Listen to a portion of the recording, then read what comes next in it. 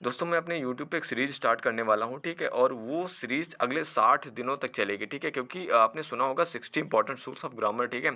तो उसी का ही एक शॉर्ट वर्जन है, ठीक है। तो ये रूल नंबर फर्स्ट है मेरा, ठीक है।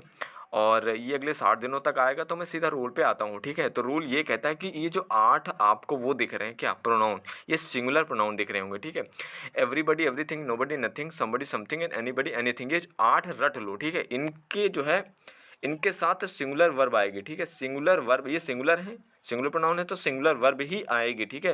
प्लूरल नहीं आएगी। और जनरली क्वेश्चन में होता है क्या, एसएससी में या फिर किसी एग्जाम में, वो प्लूरल वर्ब घुसेड़ देंगे, ठीक है। लेकिन वही तो एरर है, वो वही फाइंड आउट करना होता है हमें, ठीक है। यहाँ पर जैसे हम देखते हैं एवरीबडी, एवरीबडी मैंने बोला एवरीबडी सिंगुलर प्रोनाउन होता है, सिंगुलर वर्ब लेगा, तो यहाँ पर इज आएगा, यानी इज सही हो जाएगा, ठीक है।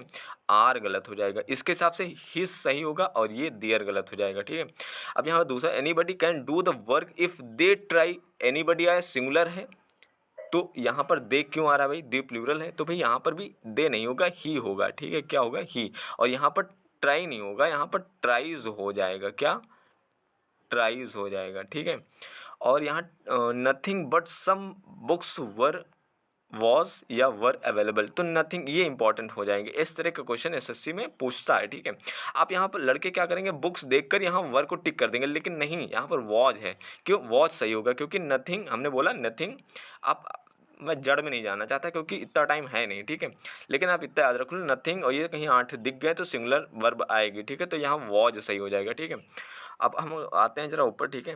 और ये वाला भी छोड़ दो, मैं इसमें थोड़ा दिक्कत है क्योंकि ये सही सेंटेंस लिख गया गलती से, यहाँ पर हमको थोड़ा बदल देना चाहिए था। तो यहाँ पर नोबडी है और वॉज है, तो करेक्ट है, कुछ भी दिक्कत नहीं है, ठीक है।